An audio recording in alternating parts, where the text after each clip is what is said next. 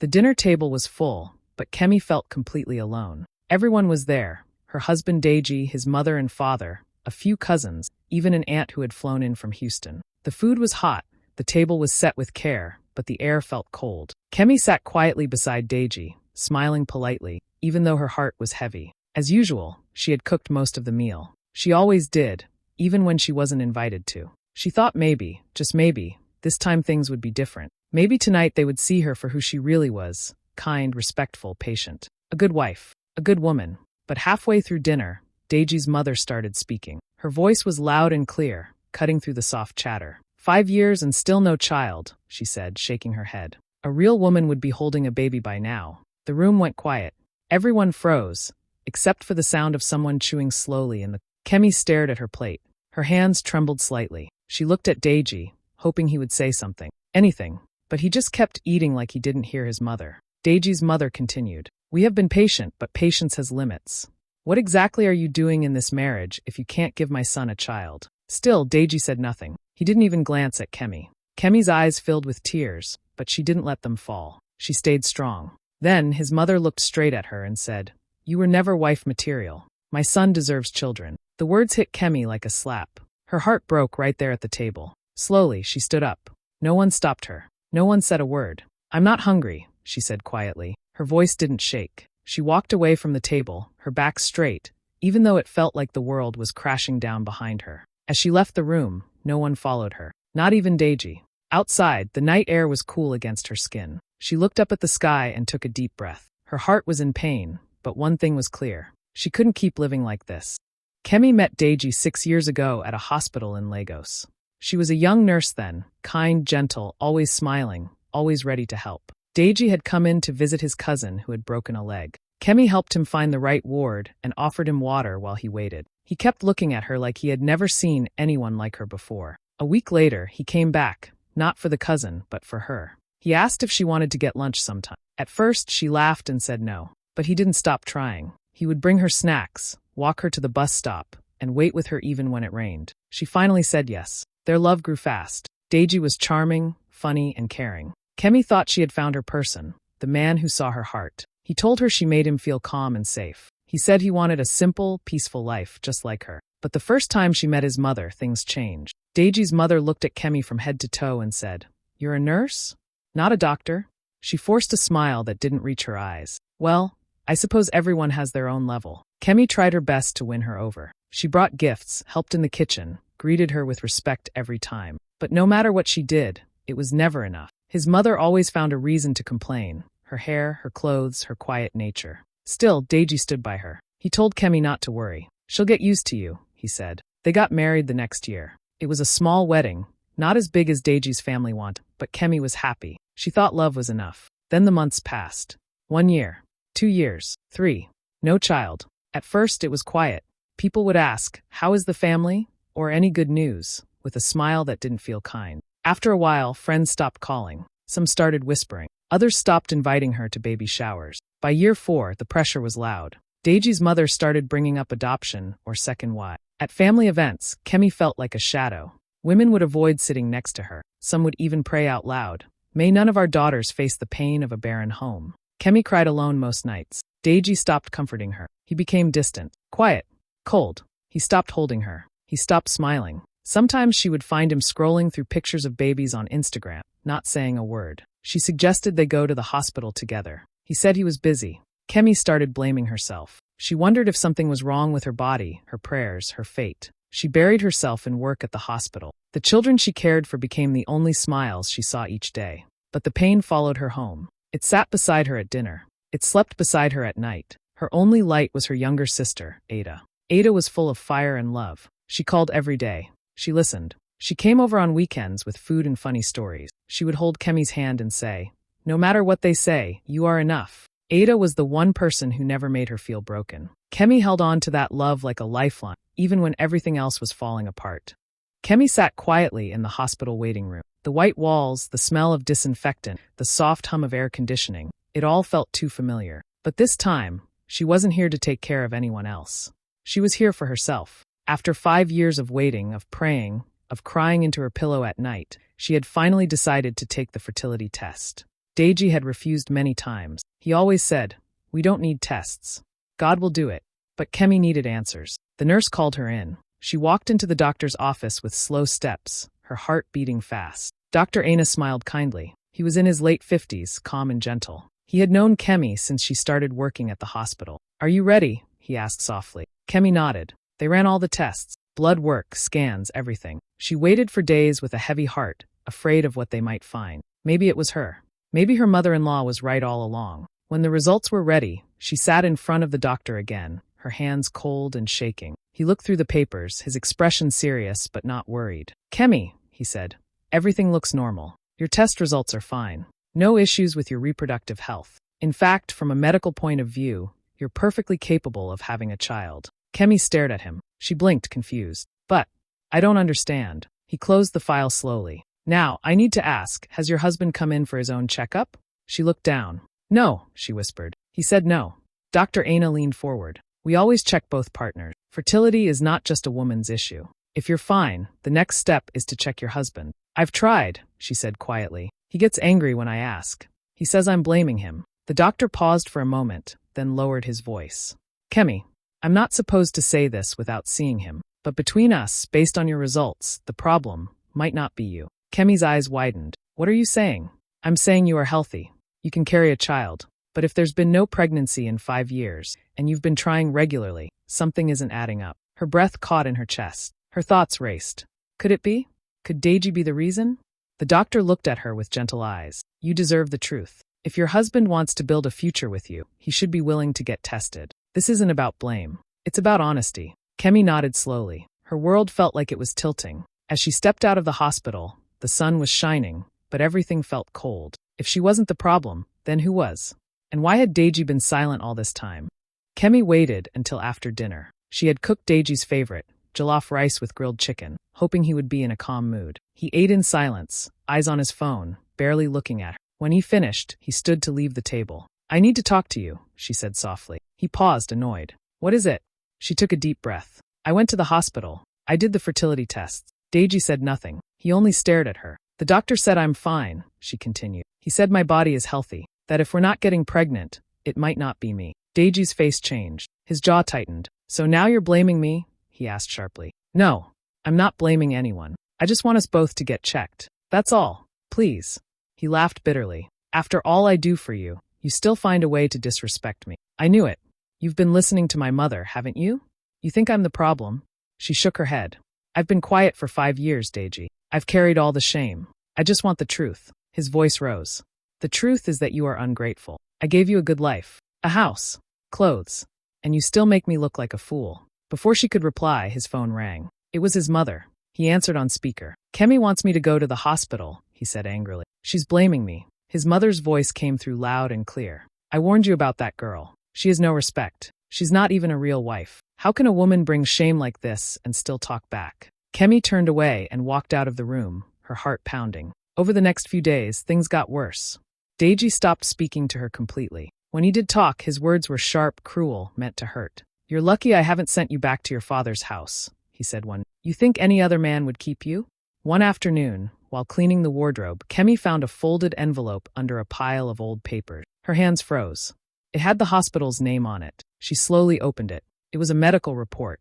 Her eyes scanned the paper. Her heart dropped. Diagnosis: azoospermia. Complete absence of sperm. Date: 2 years before the wedding. She sat down on the floor, shaking. He knew. All this time, he knew he couldn't father a child. Yet he let her suffer, let his family insult her, let her cry alone night after night. Tears ran down her cheeks. That evening, she waited for him to return. He walked in, tossed his keys on the table, and took off his shoes. Kemi held out the paper. "What is this, Deji?" He glanced at it. His face turned red. "Where did you get that?" "You lied to me," she said, her voice shaking. "You knew you couldn't have children. You knew before we even got married." He snatched the paper from her hand and tore it in two. "You had no right to go through my things," he shouted. "I had every right. You made me believe I was the problem. You let your mother shame me. You watched me cry for 5 years. His eyes darkened. He stepped closer.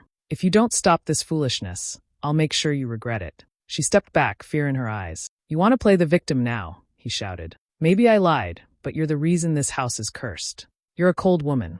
No real wife questions her husband." He raised his hand for a moment, not hitting her, but close enough to scare her. That night, Kemi packed a small bag. Just a few clothes, her ID, her phone. She went to Ada's house without telling anyone. When her sister opened the door, Kemi broke down. Ada held her tightly and didn't let go. "You're safe now," Ada whispered. In the days that followed, Kemi stayed quiet. She didn't tell anyone where she was. She went back to work at the hospital like nothing had happened. But inside, she was planning. She began keeping notes. She saved money in a separate account. She looked into lawyers. She spoke with a counselor at the hospital. Her heart was broken, but her mind was clear. She would not go back. This time, she was choosing herself. Kemi sat in the doctor's office again, holding the only thing left she could trust, the truth. Dr. Aina welcomed her in and gave her a sad smile. "I heard things have been difficult," he said gently. She nodded. "Doctor, I need you to help me understand something. I found a report in my husband's things. It said he has no sperm. Is that possible? Can it change over time?" Dr. Aina looked at her carefully. "Let me check his records again." He went into the back room. Minutes passed. Kemi stared at the floor, her hands in her lap, her thoughts racing. Finally, Dr. Aina returned holding a thick file. "There's something I didn't mention before," he said slowly. "Deji came to this hospital 6 years ago. He had a procedure done." Kemi sat up straighter. "What kind of procedure?" He opened the file and pointed to a page. "A vasectomy. He chose to make himself permanently infertile." Kemi froze. Her mouth opened, but no words came out. "He had it done 2 years before your wedding," Dr. Aina said. "I shouldn't be telling you this, but you deserve to know." Kemi felt the air leave her lungs. He had chosen it. He chose never to have children, and still let her carry all the pain. Later that day, Kemi went straight to her mother-in-law's house. The older woman opened the door, surprised to see her. "Kemi," she said coldly, "you finally remembered to show your face?" "I want to talk," Kemi said. "Please." They sat down in the living room. Kemi placed a copy of the medical file on the table. "He had a vasectomy," she said quietly. "Before we got married. And you knew." The woman's expression changed. Her lips tightened. She looked away. "You knew," Kemi repeated. "You let me suffer. You watched me cry. You called me barren." After a long silence, her mother-in-law spoke. "Yes, I knew." Kemi's eyes filled with tears. "Why?" she asked. "Why would you do that to me?" The older woman looked tired for the first time. "Because I didn't want him to marry you," she said. "I thought if we pushed you hard enough, you would leave on your own. But you stayed. You kept loving him. And he didn't listen to me. So I made it my mission to make you small." Kemi stood up, her voice calm but firm. "You didn't break me. But you did something worse. You raised a man who can't tell the truth. Who hurts the one person who loved him." Just then, the front door opened. Deji walked in. And behind him was another woman, his ex-girlfriend, Amara. Kemi turned in surprise. Amara didn't wait. She stepped forward and said, "I'm sorry to come like this. But I need to tell you something, Kemi. Deji lied to me too. Before he met you, he told me he didn't want children. That's why we broke up. He got the vasectomy while we were still together." Deji's face turned pale. "You told me she couldn't have kids," Amara said to him. "But it was always you." Kemi shook her head in disbelief. "So you let everyone think I was broken, just to hide your own truth?" Deji raised his voice. "You don't understand." "No," Kemi said sharply. "You're the one who doesn't understand. You never loved me. You used me." The room was quiet except for the sound of her mother-in-law crying softly on the couch. Kemi looked around one last time. "I came here thinking I needed closure. But I don't. I already have everything I need." She turned to leave. Behind her, voices rose. Deji shouting, his mother weeping, Amara throwing more truth at them both. Kemi didn't look back. She walked out of that house, the same one that had once felt like a home, and stepped into the light, stronger than she had ever been. Kemi stood in front of the courthouse with the divorce papers in her hand. She took a deep breath before walking in. Her heart beat fast, but her mind was clear. She had made her decision. A few weeks later, it was official. The marriage was over. There were no tears, just peace. For the first time in a long time, she felt like she could breathe again. Back at Ada's house, Kemi sat in her room and opened her laptop. She began typing her story. Not with names, not with anger, just the truth. She shared what it felt like to be blamed, to be broken by lies, and how she found the courage to walk away. She posted the story anonymously on a women's support forum. She didn't expect much.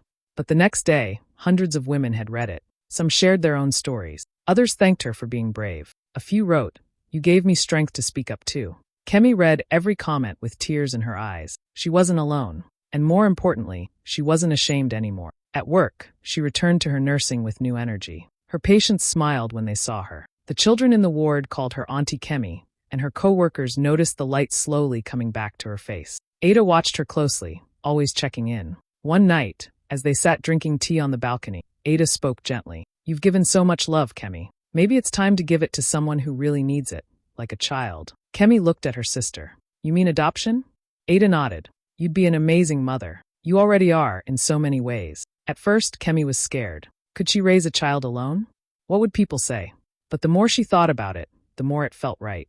Not as a way to fix her life, but as a way to begin a new one. She started the process quietly. Meetings, paperwork, background checks. It took time, but she was patient. She also moved out of Ada's house into a small apartment not far from the hospital. It wasn't big, but it was hers.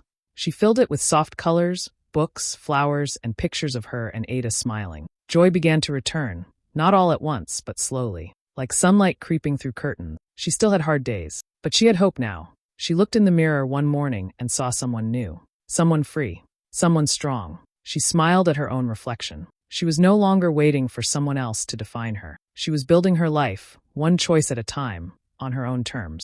The orphanage was quiet that afternoon. Sunlight came through the windows, lighting up the small playroom where children sat drawing and playing with toys. Kemi stood near the doorway, holding a folder in her hand. Her heart was beating fast, but her face was calm. A caregiver walked over and smiled. The children are excited to meet you. Kemi nodded and stepped into the room. The moment she entered, a little girl with big eyes and short curly hair ran up to her. She couldn't have been more than 5. The girl looked up, holding a crayon in one hand. She reached out and gently took Kemi's hand. Are you going to be my mommy? She asked softly. Kemi knelt down slowly so they were eye to eye. Tears filled her eyes. She had dreamed of being called that word, mommy, for so long. She had heard it in her sleep, wished for it in her prayers, but never like this. Never this real. Never this true. She smiled through the tears and held the little girl's hand tightly. Yes, she said, her voice shaking. Yes, I am. The girl leaned in and hugged her. It was small but full of trust. In that moment, everything Kemi had been through, the shame, the silence, the betrayal, began to fade. Not forgotten, but no longer in control. She had found something deeper than the title of wife. She had found a purpose that didn't need permission or approval. As she sat on the floor beside the child, coloring with her, she thought quietly, maybe I wasn't their idea of wife material, but I became something better. A mother by choice. Hey besties, thanks so much for watching till the end. If you loved Kemi's journey from heartbreak to healing, don't forget to like, share, and drop a comment below. And of course, subscribe for more emotional, drama-filled stories. Up next, her friends invited everyone except her to their girls' trip, so she booked one seat beside. You don't want to miss it. Bye for now.